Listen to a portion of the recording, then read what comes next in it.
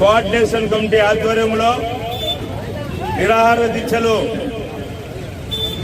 కేంద్రంలో ఉన్న బీజేపీ యొక్క విచ్ఛిన్నకర విధానాలకు, దాడులను, అరెస్టులను, బాష్పాయు ప్రయోగించిన వాటన్నిటినీ నిరాహార దీక్షలు చేయవని భాగంగానే ఈరోజు దేశవ్యాప్తంగా కమిటీ ఆధ్వర్యంలో నిరాహార దీక్షల్లో ఆవాజ్ కమిటీ కూడా కూర్చోవడం జరిగింది.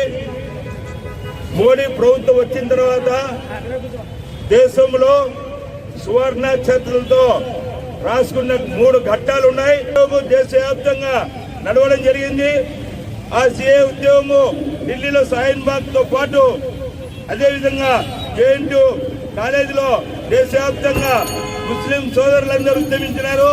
ఆ రోజు కూడా బీజేపీ ప్రభుత్వం విచ్ఛిన్నకారులతో, ఎంపీలతో దాడులు చేయించి అక్రమ కేసులు బడాయించింది.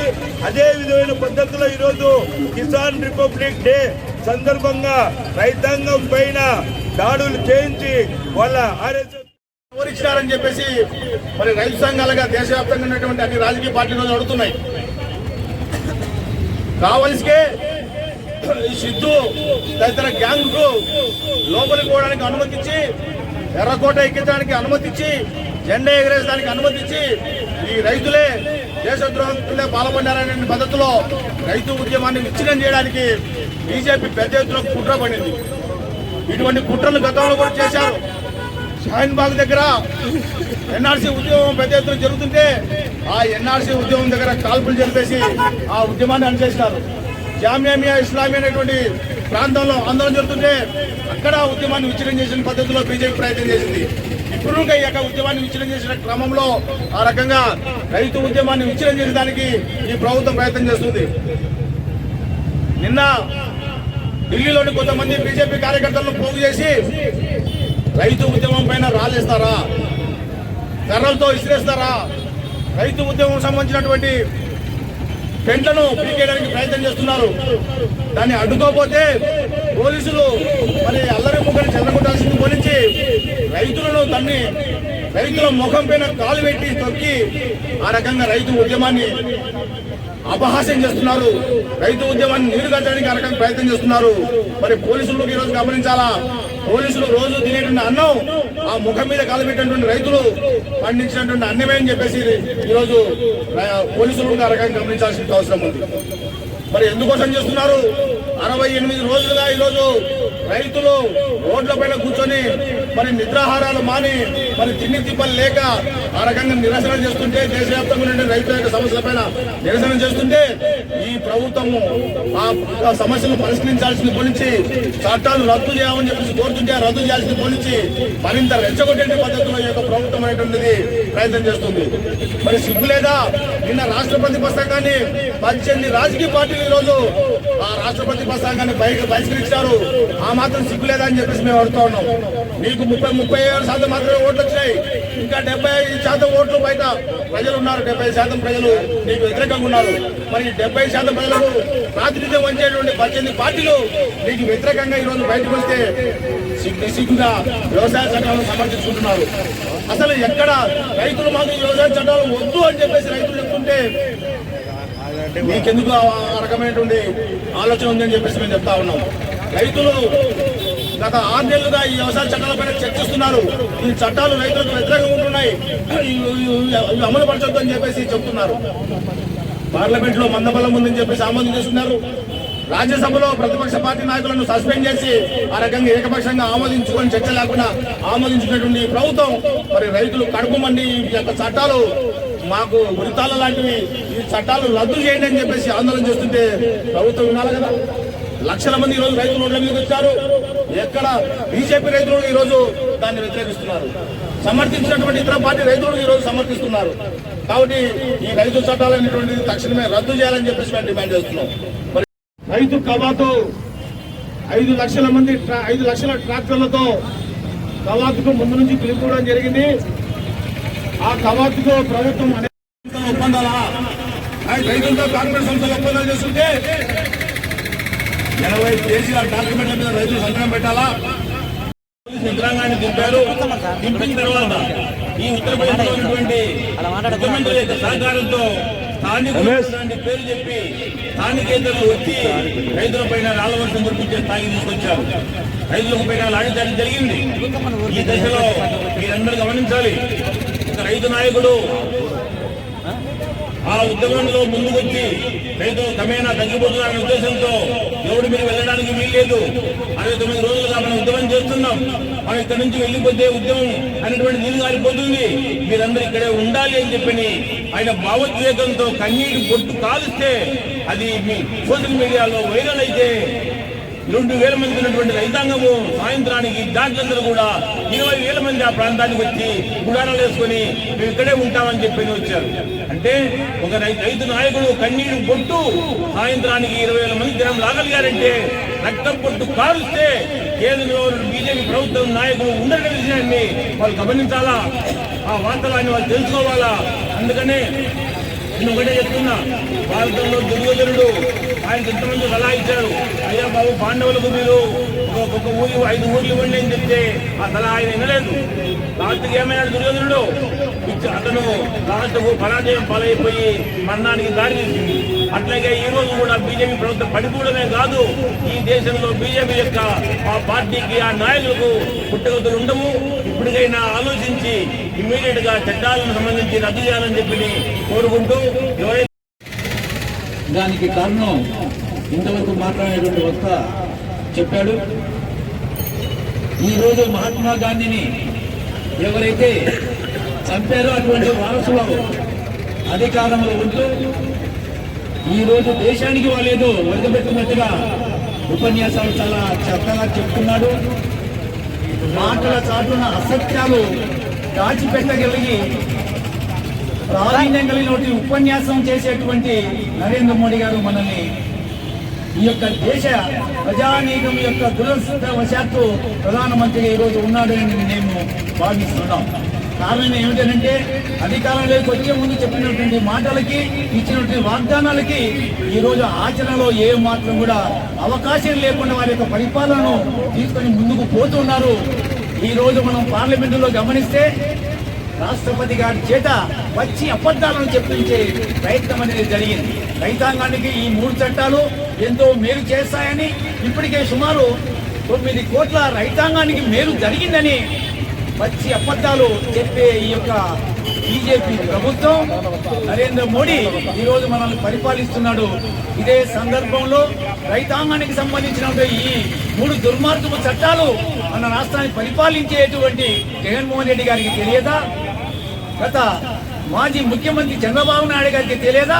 తెలిసినప్పటికీ నిమ్మకు నీరెత్తినట్టుగా ఉన్నారనంటే వారు చేసిన తప్పులకు భయపడి ఎక్కడ కేంద్రంలో ఉన్నటువంటి నరేంద్ర మోడీ బొక్కల తోస్తాడనే భయంతో వాళ్ళు మిన్నకుండా ఉన్నారనంటే వాళ్ళ వెనుక ఉన్నటువంటి ఆ తెలుగుదేశం శ్రేణులు ఎందుకు నిలదీసి అడగలేకపోతున్నారు?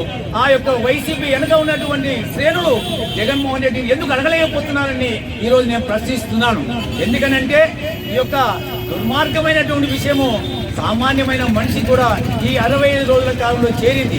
గతంలో రైతాంగానికి కొంత అర్థం కాకపోయిండొచ్చు, కానీ ఈ 3 చట్టాలు ఉరివేసే పద్ధతిలో రైతాంగానికి ఉన్నాయనే విషయాన్ని ప్రజానికం ఇప్పుడిప్పుడే అర్థం చేసుకుంటున్నారు.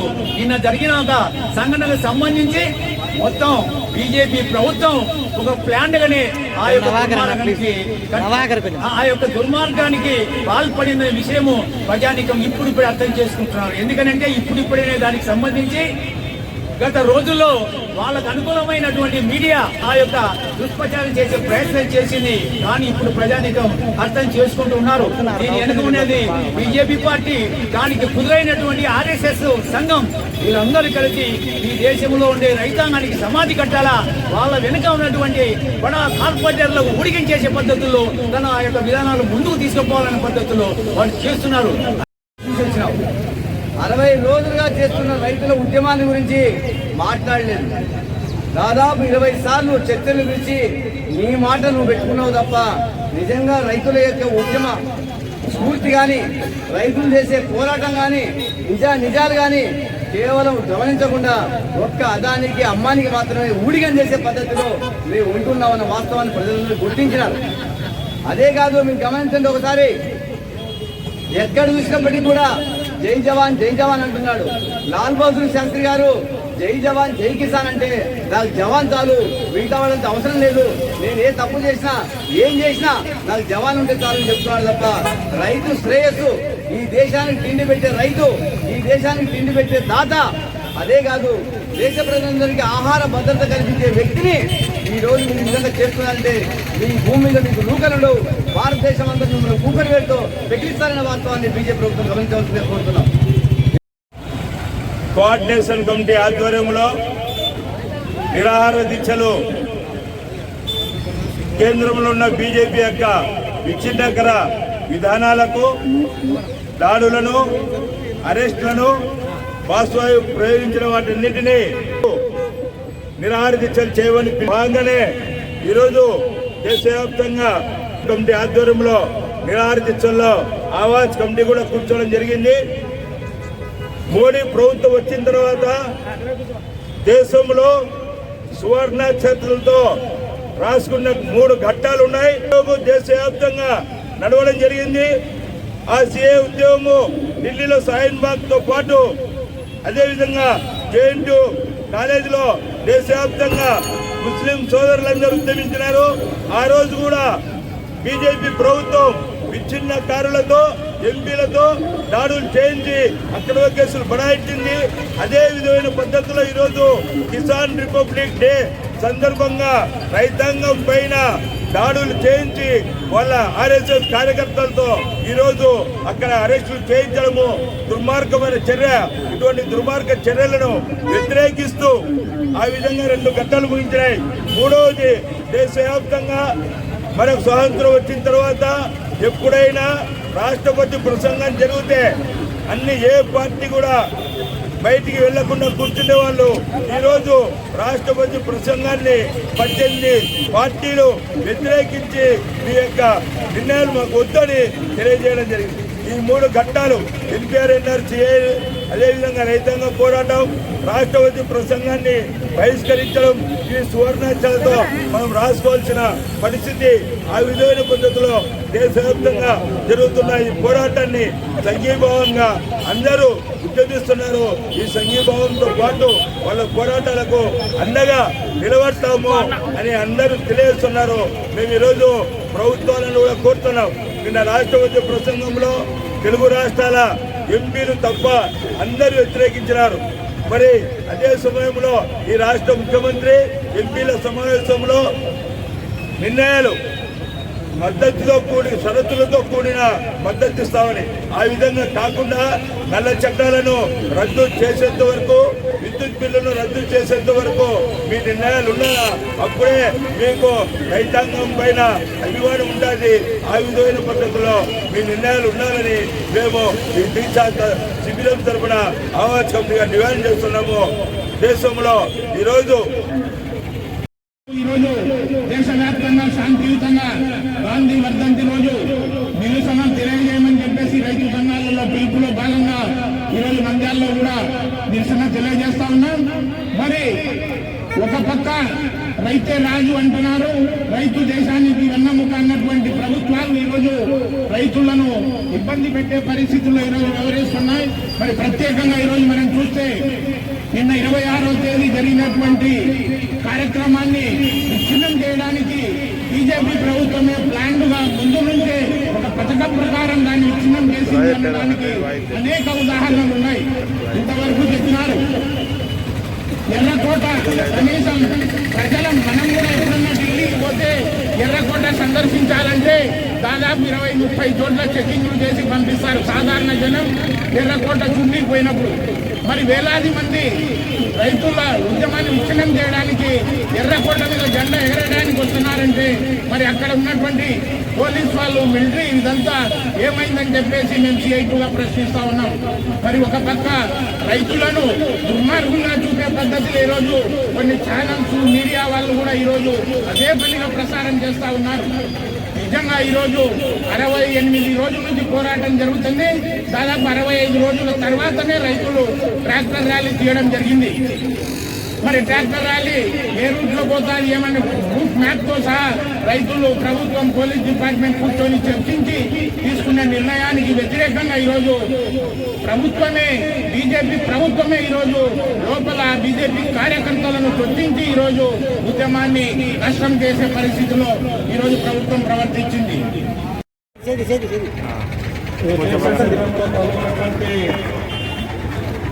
నాయకులకు హాజరైన పెద్దలందరికీ సిఐటి జిల్లా కమిటీ తరఫున అభినందనలు తెలియజేస్తున్నాను. ఈరోజు దేశంలో ఉన్నటువంటి నరేంద్ర మోడీ ప్రభుత్వం పచ్చి ప్రజా వ్యతిరేక విధానాన్ని అవలంబిస్తూ పరిపాలన సాగిస్తున్న విషయం మనందరికీ తెలుసు. ఈ దేశంలో బీజేపీ అధికారంలోకి వచ్చిన తర్వాత ఈరోజు ఉన్నటువంటి ప్రభుత్వ రంగ సంస్థలు మొత్తం కూడా ఒక్కొక్కటి అంటే భవిష్యత్తులో ఇక వ్యవసాయం రైతులు చేయకూడదు, వ్యవసాయం అంతా ఏదో అమెరికా లాభాలు తెచ్చిపెట్టేందుకు ఈరోజు కార్మిక చట్టాలను మొత్తం కూడా ఈరోజు మార్పు చేసి జీవితంలో భయం ఉండాలి, ఆ భయం గుండెలో ఉండాలి. అయితే ఆ గుండె మనది కాదు. వాస్తవంగా కరోనా సమయంలో ప్రజలను ఎట్లా ఆదుకోవాలా, కరోనా నుండి ఎట్లా దేశాన్ని రక్షించాలని చెప్పి ఏ ప్రభుత్వం ఆలోచిస్తారు. కానీ నరేంద్ర మోడీ ప్రభుత్వం కరోనాతో ప్రజలందరూ దేశమంతా ఆలోచిస్తుంటే ప్రభుత్వ రంగ సంస్థలను ఎట్లా అమ్మాలా, కార్మిక చట్టాలను ఎట్లా మార్పు చేయాలా, ఈ దేశంలో ఉన్నటువంటి వ్యవసాయాన్ని కార్పొరేట్ల చేతులకు ఎట్లా అప్పచెప్పాలని చెప్పి దుర్మార్గంగా ఈరోజు పార్లమెంట్లో చట్టం చేయడం జరిగింది. వాస్తవంగా ఏదైనా ఒక చట్టం చేసే ముందు ఆ దేశంలో ఆ పార్లమెంట్లో ఉన్నటువంటి ప్రతిపక్ష పార్టీలతో చర్చించిన తర్వాత నిర్ణయాలు చేయాలి. కానీ చట్టం సమితిని బిల్లు ప్రవేశపెట్టడం, వాటి సెలక్షన్ కమిటీకి సంబంధం లేకుండానే ఆ పద్ధతుల్లో రాష్ట్రపతి ద్వారా కూడా బిల్లు పాస్ చేసినటువంటి దుర్మార్గపు చర్యల్ని ఈరోజు నరేంద్ర మోడీ ప్రభుత్వం కొనసాగిస్తూ ఉంది. అందులో భాగంగానే ఈరోజు కార్మిక చట్టాలు రద్దు చేశారు, ప్రభుత్వ రంగ సంస్థలు అమ్మేశారు, వ్యవసాయాన్ని కార్పొరేట్లకు అప్పచెప్పడం కోసమే ఈరోజు 3 వ్యవసాయ చట్టాలని ఈరోజు బీజేపీ తీసుకుని వచ్చింది. వాస్తవంగా ఈ 3 వ్యవసాయ చట్టాలు అమల్లోకి వస్తే ఇది కేవలం రైతులకు మాత్రమే నష్టం కలిగించే చట్టం కాదు, రైతులకు ప్రజలకు కూడా నష్టం కలిగించే, తీవ్ర నష్టం కలిగించే చట్టాలు ఉన్నాయి. కాబట్టి ఈరోజు దేశవ్యాప్తంగా ప్రజలు, రైతులు పెద్ద ఎత్తున వ్యవసాయ చట్టాలు రద్దు చేయాలని చెప్పేసి పెద్ద ఎత్తున పోరాటం చేస్తున్నాయి. కానీ గత 65 రోజులుగా పోరాటం చేసినటువంటి రైతులను సమావేశాల పేరు మీద, జాయింట్ మీటింగ్ల పేరు మీద కాలయాపన చేసే ప్రయత్నమే చేసింది తప్ప చట్టాలు రద్దు చేస్తామని చెప్పి ఒక మాట కూడా మాట్లాడలేని పరిస్థితి ఈ దేశంలో నరేంద్ర మోడీ మొండితత్వం ప్రదర్శించే పరిస్థితి కొనసాగుతోంది. ఒకవైపు రైతులు వ్యవసాయ చట్టాలు రద్దు చేయాలని చెప్పి గడ్డ కట్టే చెల్లో సైతం ఈరోజు ప్రాణాలను వదిలినప్పటికీ నరేంద్ర మోడీకి మనసు రావట్లేదు. చట్టాలని రద్దు చేస్తామని చెప్పట్లే, సుప్రీంకోర్టు జోక్యం చేసుకున్న చట్టం రద్దు చేస్తామని చెప్పట్లే. ఒకవైపు పెద్ద ఎత్తున ప్రతిపక్ష పార్టీలు మొత్తం కూడా చట్టాల గురించి మాట్లాడుతున్నా తాత్కాలికంగా మనం ఒక విషయం గమనించాలి. ఎందుకంటే నేను ఒక ఆర్మీలో పనిచేసిన వ్యక్తిగా ఎర్రకోట మీద 3 నెలలు అక్కడ పుండి పనిచేశాను. నేను ఏ విధమైన అక్కడ బందోబస్తు ఉంటుంది, ఎన్ని అంచెలుగా బందోబస్తు ఉంటుంది అనేది. కానీ ఆ రోజు మాత్రం ఎటువంటి అంచెలుగా కూడా అక్కడ బందోబస్తు లేదు. ఆర్మీ కూడా అక్కడ బందోబస్తులో ఉంటుంది. కానీ ఆ ఆర్మీని ఆ రోజు పూర్తిగా తొలగించారు. అక్కడ ఆర్మీకి సంబంధించిన ఒక వ్యక్తి కూడా ఎర్రకోటకు బందోబస్తు డ్యూటీలో లేరు ఆ రోజు. వీళ్ళు కూడా నామమాత్రంగా ఒక 20-30 మంది మాత్రమే పోలీసులు అక్కడ ఉండి వాళ్ళే ప్లాన్ చేసుకొని కింద పడుతున్నట్టుగా ఇదంతా ఒక అపోహగా. అక్కడ నుంచి ఎవరైతే సిద్ధు అక్కడ జెండా ఎగరేయడానికి కుట్రదారుడు, అటువంటి వ్యక్తిని కూడా పోలీసులే స్వయంగా అతన్ని తప్పించారు అక్కడి నుంచి. అంటే ఎర్రకోట మీద జెండా ఎగరేయడానికి వచ్చిన వ్యక్తిని ఈ దేశంలో ఇంతవరకు గుర్తించలేని స్థాయికి ఉందా మన భారతదేశం? అంటే దీనికి కారణం నరేంద్ర మోడీ గారు, అమిత్ షా గారు ఏ విధంగా కుట్ర పన్నారో మనకు అర్థమవుతుంది.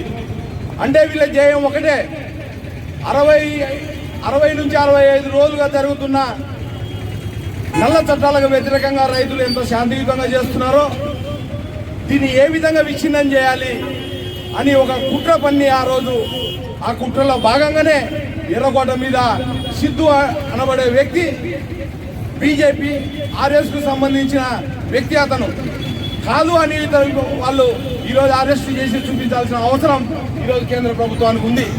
కానీ ఈరోజు దొరకడం లేదని చెప్తున్నారు. అతను మీడియాతో మాట్లాడుతున్నాడు, అన్ని వెబ్సైట్లలో కూడా వస్తున్నాయి అతని వాయిస్. కానీ కేంద్ర ప్రభుత్వం మాత్రం సిద్ధు అనే వ్యక్తి ఎక్కడ దొరకడం లేదని చెప్తారు. ఎందుకు ఈ విధమైన నాటకం ఆడుతున్నారు? డైరెక్ట్గా చెప్పండి. మేము ఈ రైతు చట్టాలను వ్యతిరేకంగా పోరాడుతున్న వారిని విచ్ఛిన్నం చేయడానికే మేము ఈ పని చేశామని చెప్పే ధైర్యం మీకు లేదా? లేకపోతే ఎందుకు వెనుక ఇటువంటి కుట్రలు పన్ని రైతులకు వెన్నుపోటు పొడవడానికి ఈరోజు చేస్తున్నారు?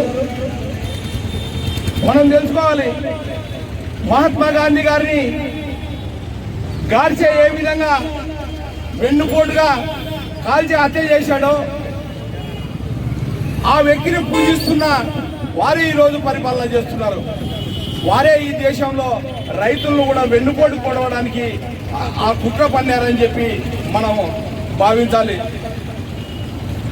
అందువల్ల దీక్షలో విలై నిరాహార దీక్షలో కూర్చోవడము, ఢిల్లీలో గత 60 రోజులుగా దీక్షలు చేసిన రైతులకు మద్దతుగా మరియు నరేంద్ర మోడీ గారు మరియు వారి పార్టీ తరపు నుంచి మన భారతదేశంలో చేస్తున్న అరాచకాలకు వ్యతిరేకంగా రైతులకు మద్దతుగా ఇక్కడ దీక్ష చేస్తున్న ప్రతి ఒక్కరికి పేరు పేరున మనస్ఫూర్తిగా ధన్యవాదాలు తెలుపుతున్నాను. ఎందుకంటే మనం చూస్తూనే ఉన్నాము, భారతదేశానికి పూర్తి లోకంలోనే ఒక చెడ్డ పేరు తెచ్చేలా బీజేపీ ప్రభుత్వం చేస్తుంది. రిపబ్లిక్ డే రోజు రైతులు శాంతియుతంగా ర్యాలీ చేస్తుంటే వాళ్ళ మధ్యలో దూరి ఆ రైతులకు తప్పుదావ పట్టించి లేనిపోని గొడవలు పెట్టి భారతదేశానికి చెడు పేరు తెచ్చిన మోడీ ప్రభుత్వానికి ప్రజలు రాబోయే కాలానికి బుద్ధి చెప్తారని మేము తెలియజేస్తున్నాం. మన భారతదేశంలో మహాత్మా గాంధీ గారు ప్రతి ఒక్కరూ శాంతియుతంగా శాంతితో బతకాలని, ప్రతి ఒక్కరికి గర్వంగా ఉండాలని వాళ్ళు అమరవీరులైనారు. కానీ ఈరోజు భారతదేశంలో బీజేపీ పార్టీ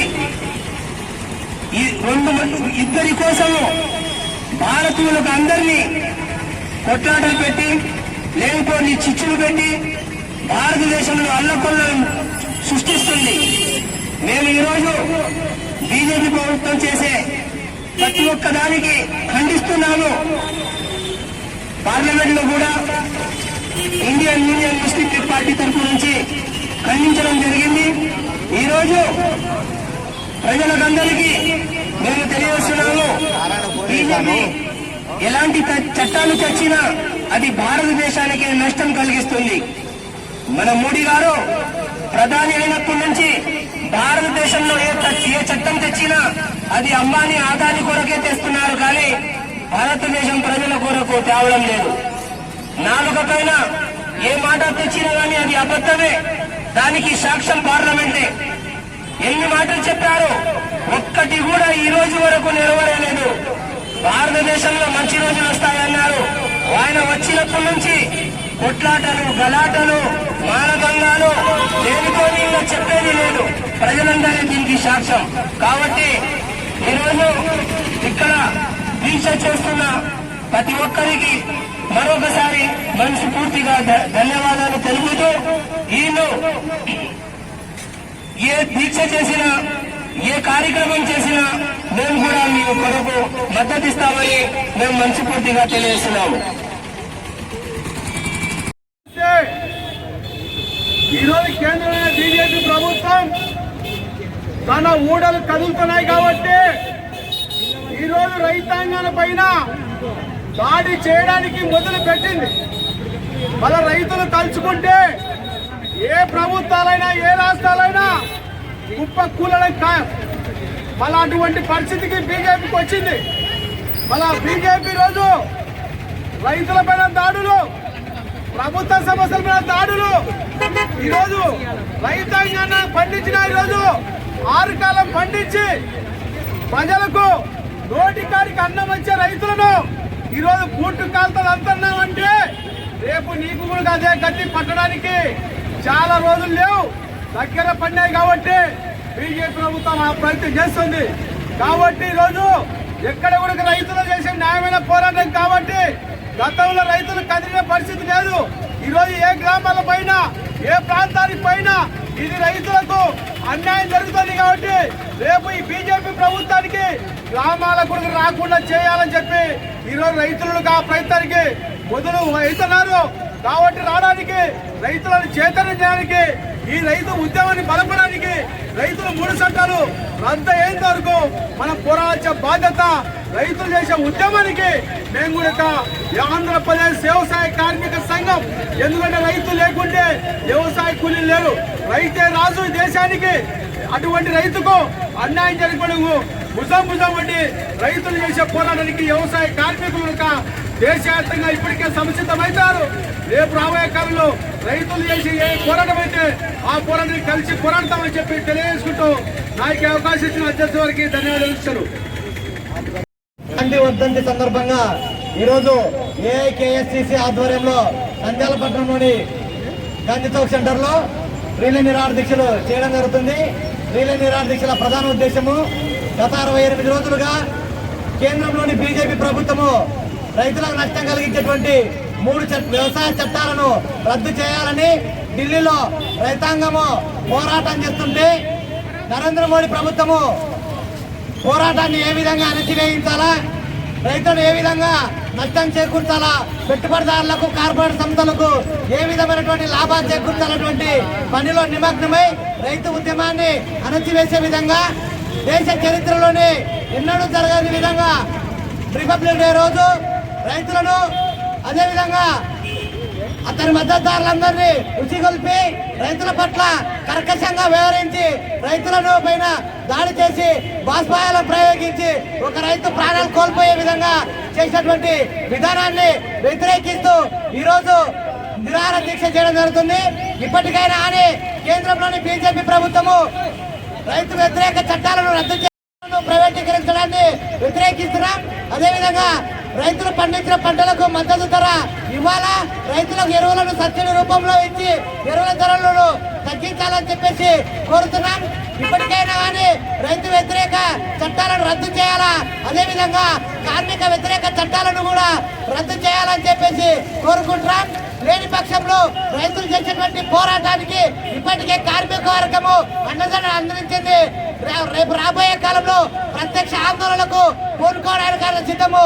లేకపోతే ఈ ప్రభుత్వము ఇప్పటికైనా దిగి రాకపోతే ఖచ్చితంగా పాతాళానికి పోయేటువంటి అవకాశం ఉందని చెప్పేసి సిఐటియుగా హెచ్చరిస్తూ రైతులు చేసేటువంటి పోరాటానికి సిఐటియుగా కార్మిక వర్గం ఎప్పటికీ అండదండగా ఉంటుందని చెప్పేసి తెలియజేసుకుంటూ నాకు అవకాశం ఇచ్చిన అధ్యక్షుడికి ధన్యవాదాలు తెలియజేసుకుంటూ